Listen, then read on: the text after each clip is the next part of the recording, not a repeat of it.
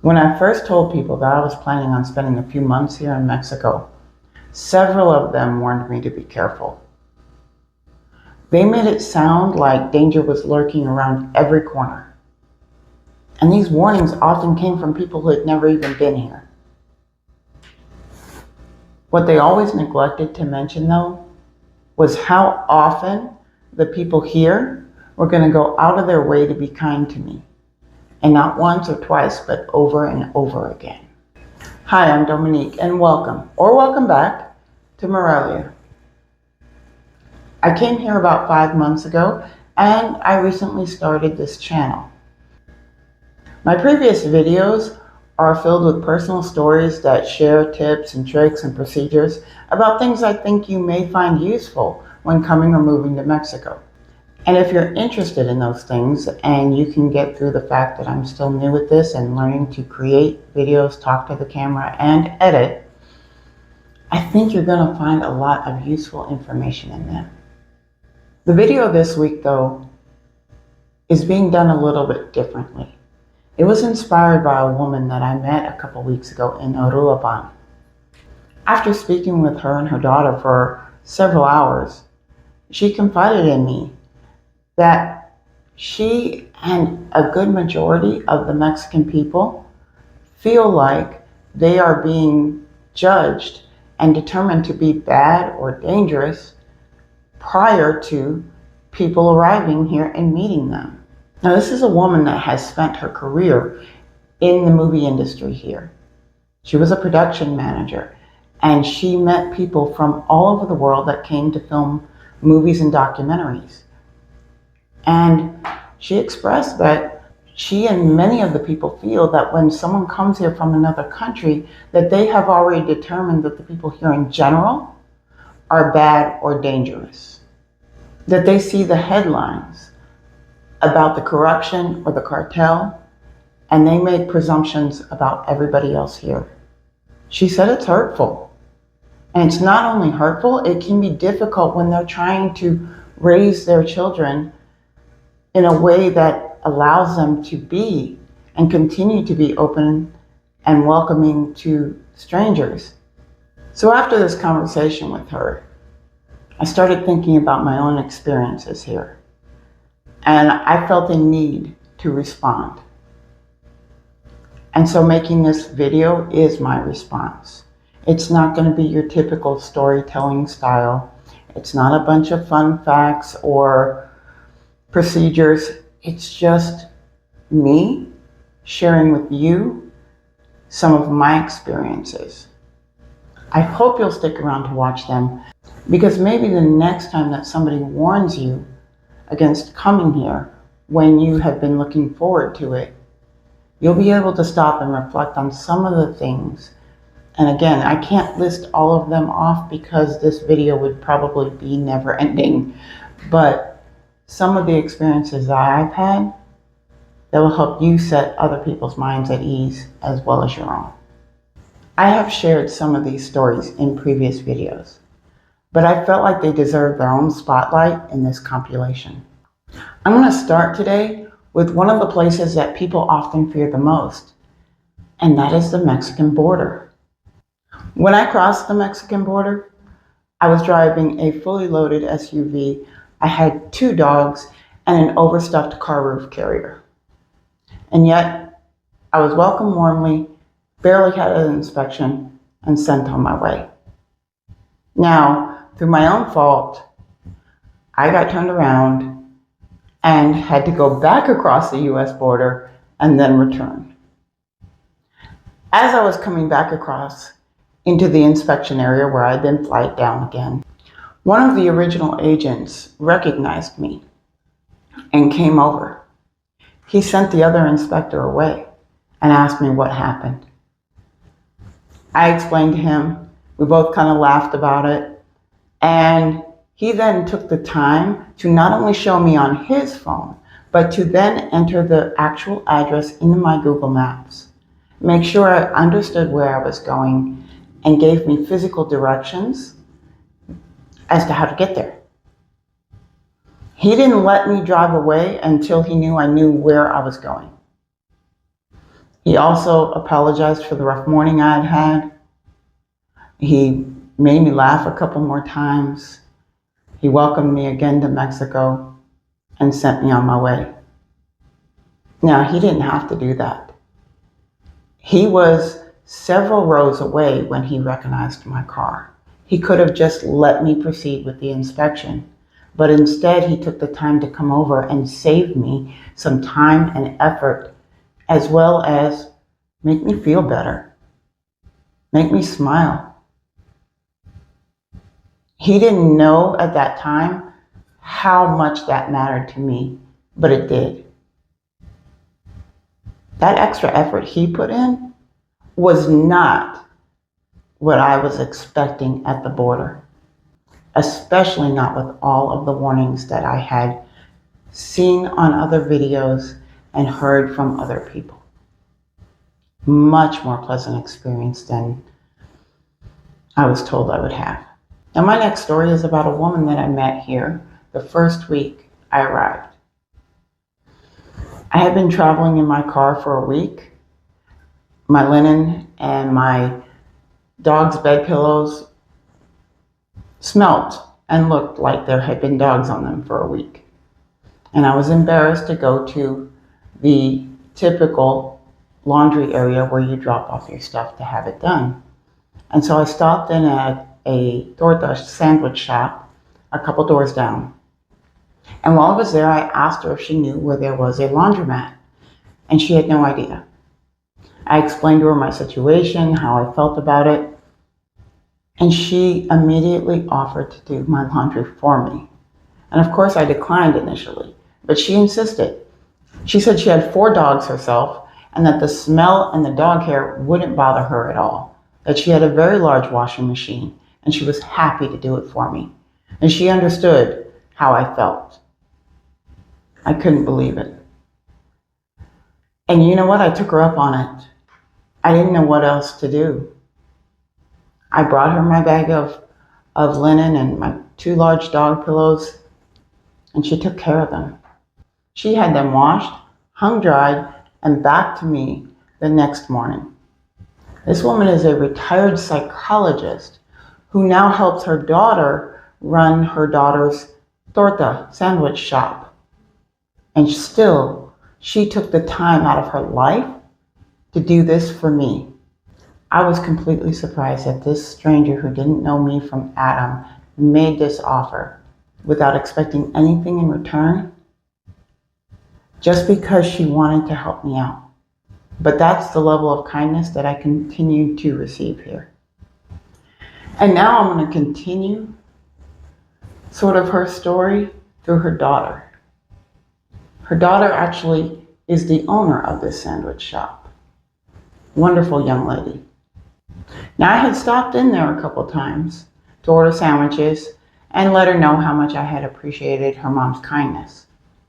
When she noticed my dog was having some breathing issues, and I explained to her, which is covered in another story, that I needed to find a vet. She told me that she had one that was a family friend and asked me if she could give him a call. I was grateful. I didn't know who to go to. She not only called him, but he showed up an hour later at no charge and came and looked at my dog. I couldn't believe it.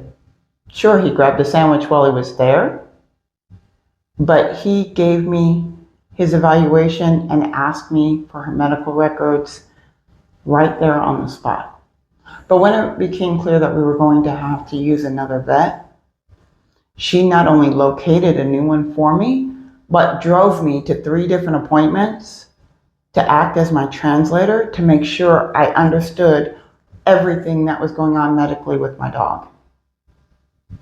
Once again, not requested. I do have a car, and yet she made this offer to make sure I got there and to make sure I knew what was going on. And yes, this process did help us evolve into a friendship between the 3 of us. But initially, she was just doing something to be helpful.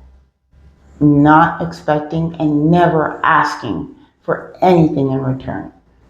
So I'm going to jump back in time for a minute to my road trip here to Morelia.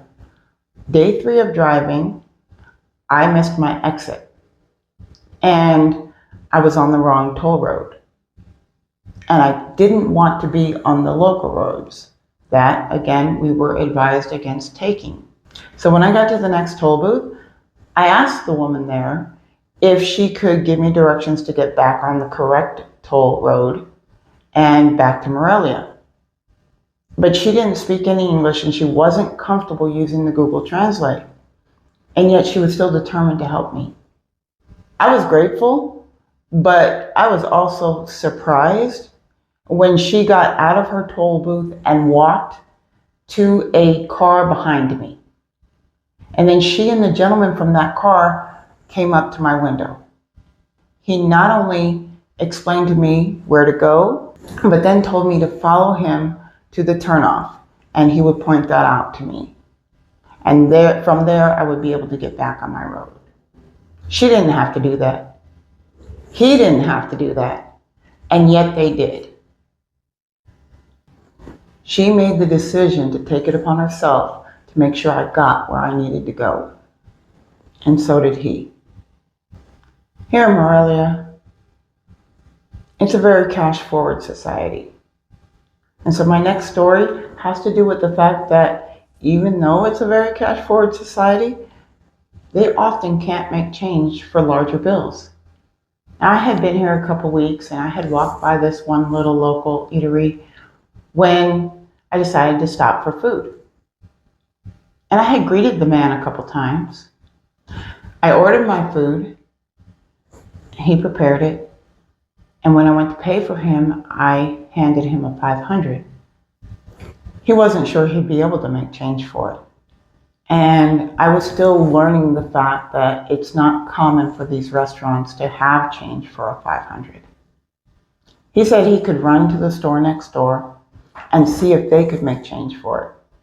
He said if they weren't able to make change, that I could just come and pay him tomorrow.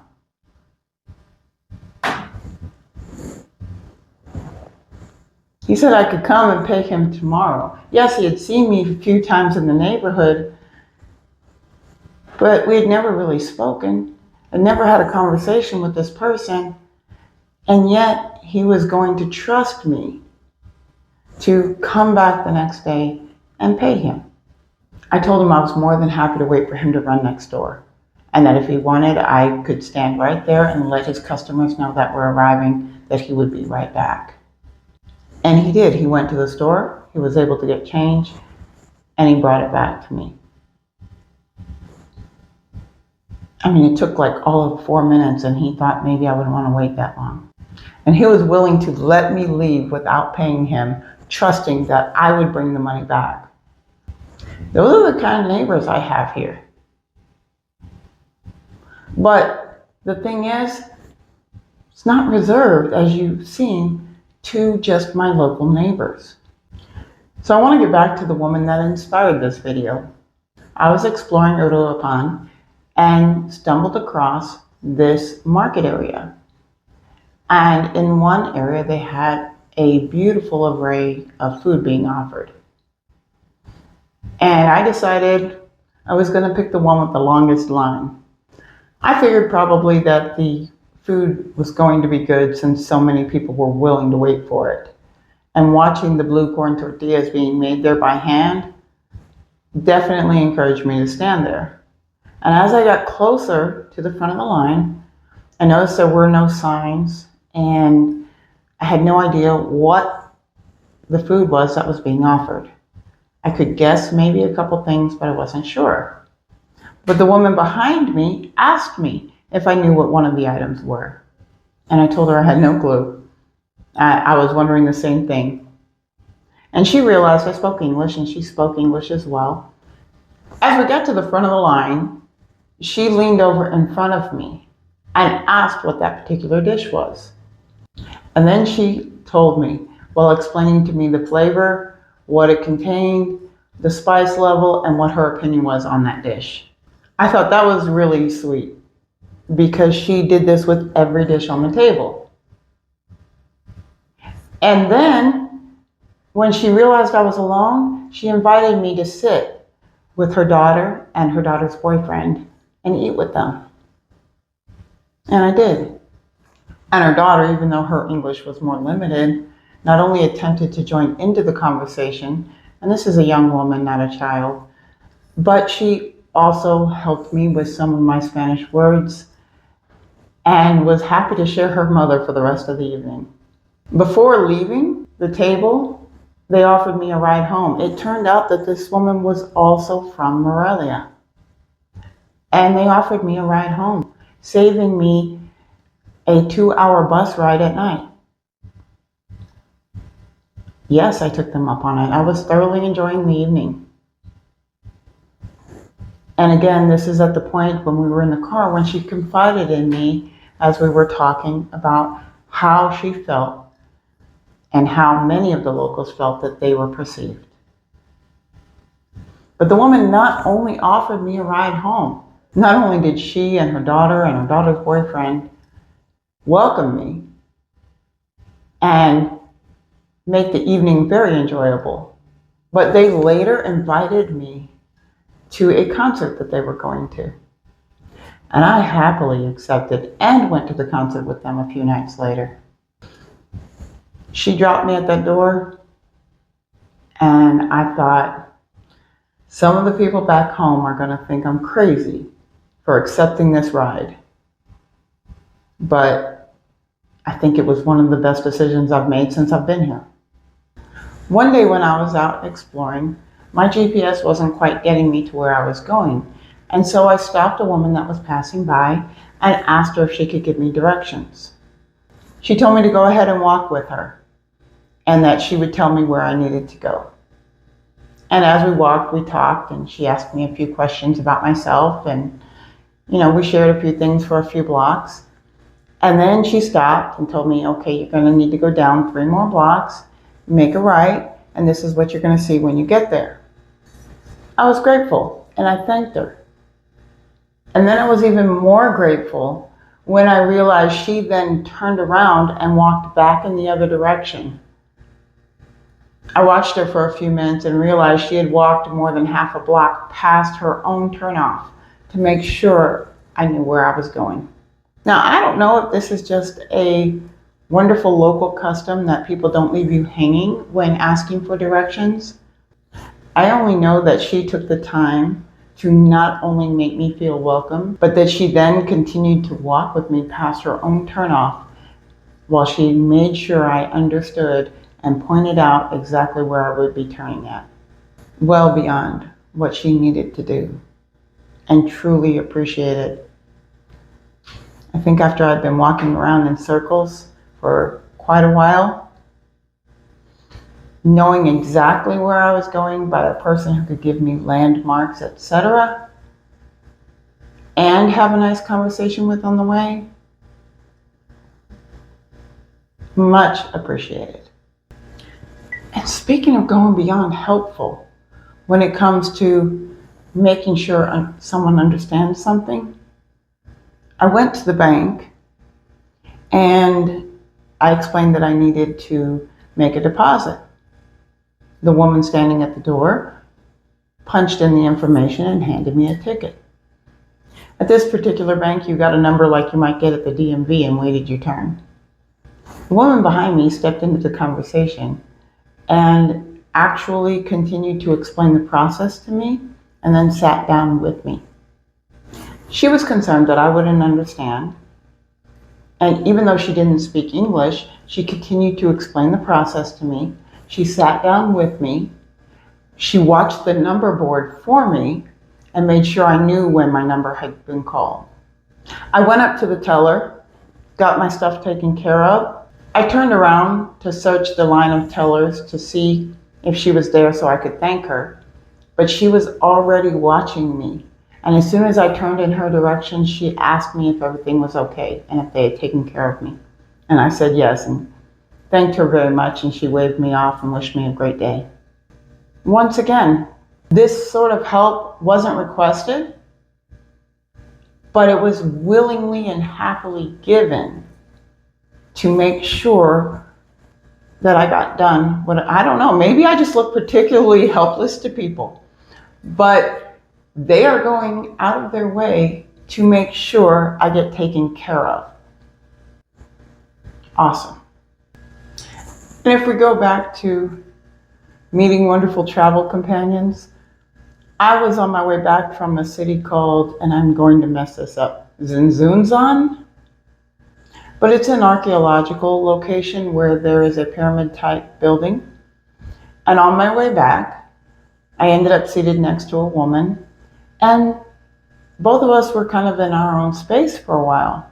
But then we eventually started talking. I was telling her where I had just come from. She started giving me more information and different tips on places that I should make sure to see while I was here. I thought that was really sweet. As we were arriving to the bus station, she let me know that she was being picked up by her son, and she offered me a ride. I did not want to put her or her son out, and she said it wasn't a problem at all. In fact, that she would feel more comfortable with night coming if I took a ride with her. She said her son would have no problem with it. So I accepted, and her son had no problem with it. I was even apologetic that his mother had offered some crazy stranger a ride home with them, but he just laughed it off and said it was no problem at all. Took me where I was going. On the drive home, we had a wonderful conversation, and towards the end, she asked me for my Facebook contact information. I happily gave it to her. I was grateful for having met her. She was kind, funny, full of information and tips. In the end, also generous with her time, because it turned out that they lived a few more miles away back in the direction that we had come from. Again, but these are the kind of people I'm meeting here. Some people are going to say I'm crazy for taking rides with strangers, but sometimes you just seem to get a sense. And I had a sense that this woman and her son just meant to help me. Speaking of helping me, I was out walking my dogs one day, and I dropped my phone. I didn't realize it till I got back here to the apartment and ended up calling it through Alexa. The man who answered didn't speak any English, but he told me he had my phone and that it was safe. And so I needed to get some directions to find out how to get to him. And I told him I would call him back. I went several blocks down to a gentleman I knew that spoke Spanish and English, knocked on his door, and asked him if he would help me. And of course, no problem.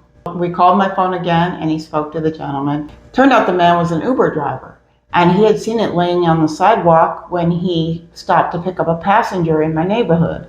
But he was now quite a bit away. So the gentleman that I had gone to help me with the translation and get all the directions, not only got the directions, but then took me on a combi, which is the local passenger vans here, and took me all the way over to where the Uber driver was waiting for us to arrive. And when I got there, he refused any sort of money. And I explained to him that I was an Uber driver as well, so getting it back was really important to me. He said he completely understood how I was feeling, that you can't work without your phone, and losing your phone means losing work until you can get a replacement. And again, insisted on taking no money. Of course, I shoved some pesos at him and insisted that he buy himself lunch or something with it, and explained how much I appreciated what he had done for me. My phone could have disappeared, could have never been seen again. He could have made me wait all day till he had a time to bring it back. Any of those things could have happened, but instead he opted to not work and wait for us to arrive.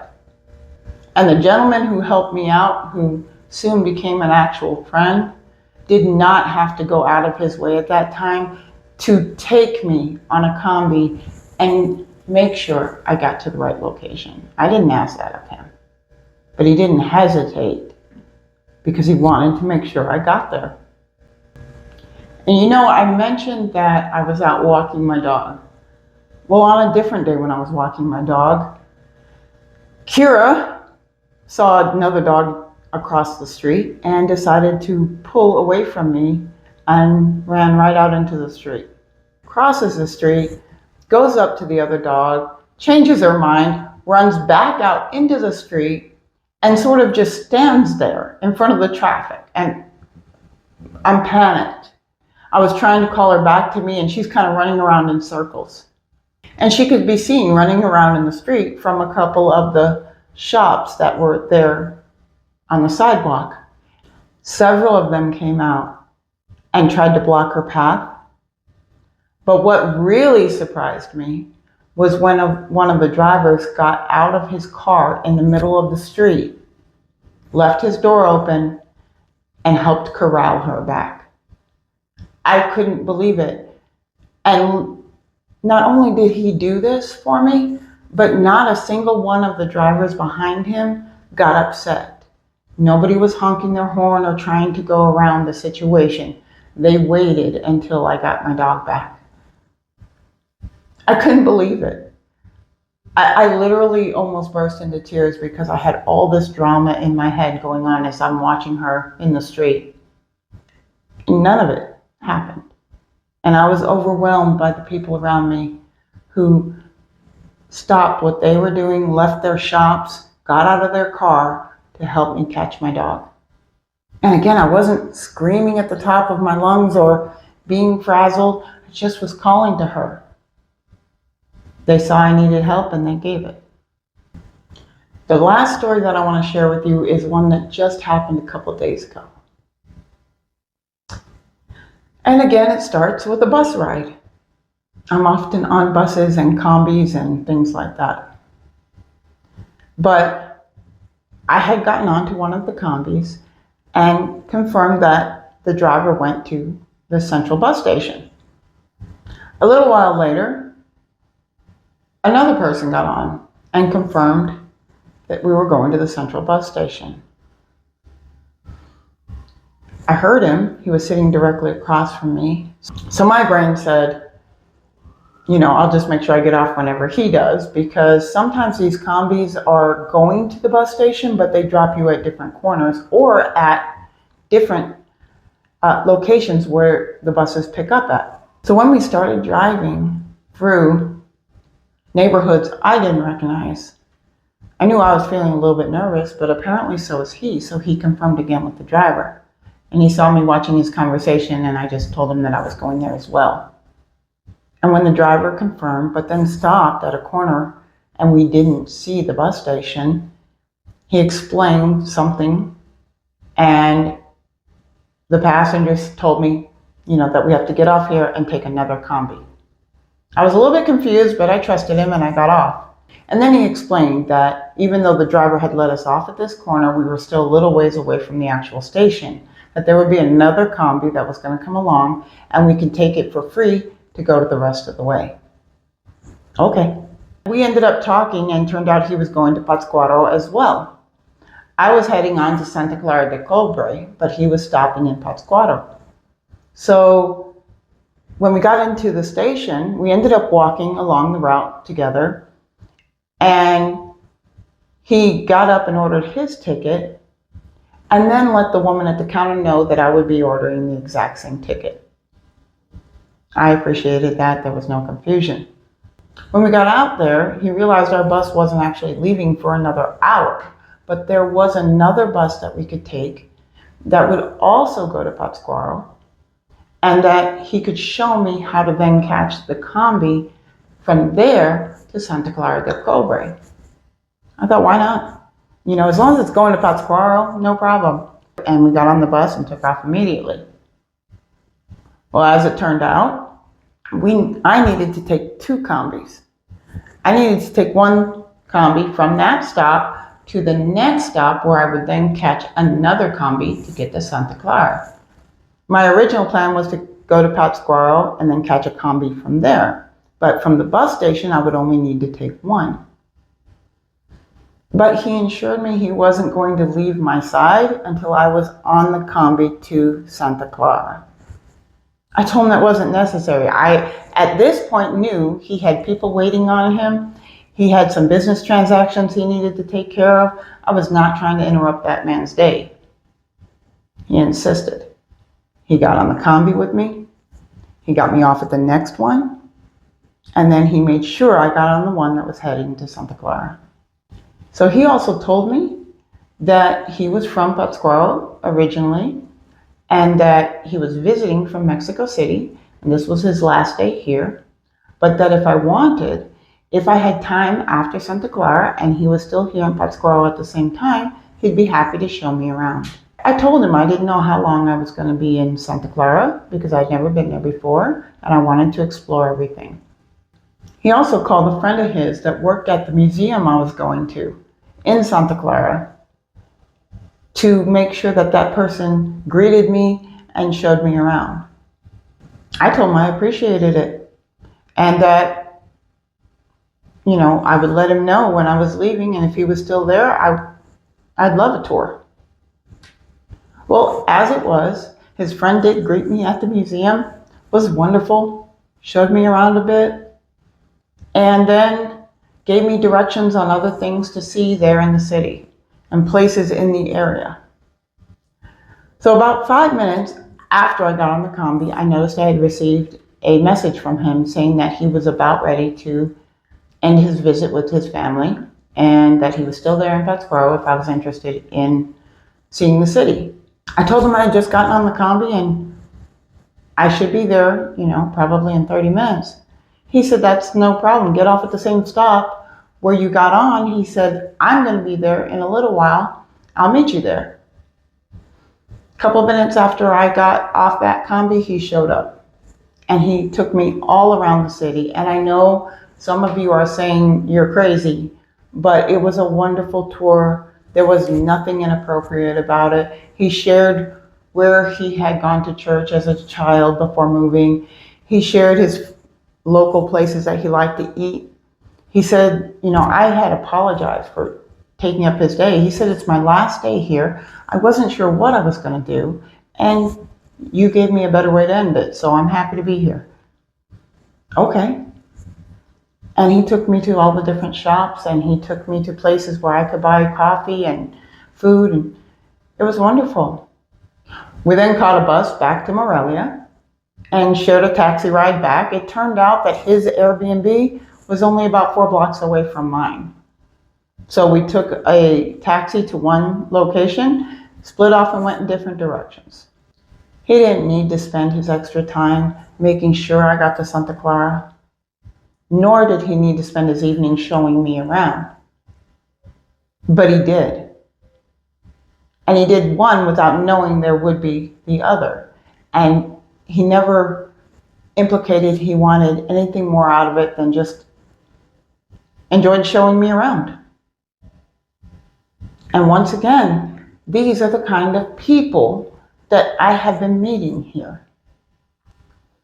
There are many more stories I could share with you. And maybe someday I will, but these are the ones that I felt deserved this story today. Mexico isn't perfect. But the way that I have been treated has made a real impact on my visit. Some of the gestures I've received were simple acts of kindness, and other ones were a little bit more grand. But all of them have made me think that we don't share these stories enough, and that the people here are often, as my friend said, perceived in a way that isn't accurate. So this is my contribution. Sharing their stories is a way of saying thank you, and sharing with you as a way of saying maybe don't worry so much. And I hope you enjoy your visit here to Mexico. Take advantage of all it has to offer, and expect to be surprised by the overwhelming amount of generosity and kindness that you'll probably receive here. If you have any stories that you want to share, please put them in the comments below. If you want to take the time to watch some of my videos, hit the subscribe button so you can help my channel grow. I would certainly appreciate that. So thank you for joining me here in Morelia. I hope to see you next week. Take care.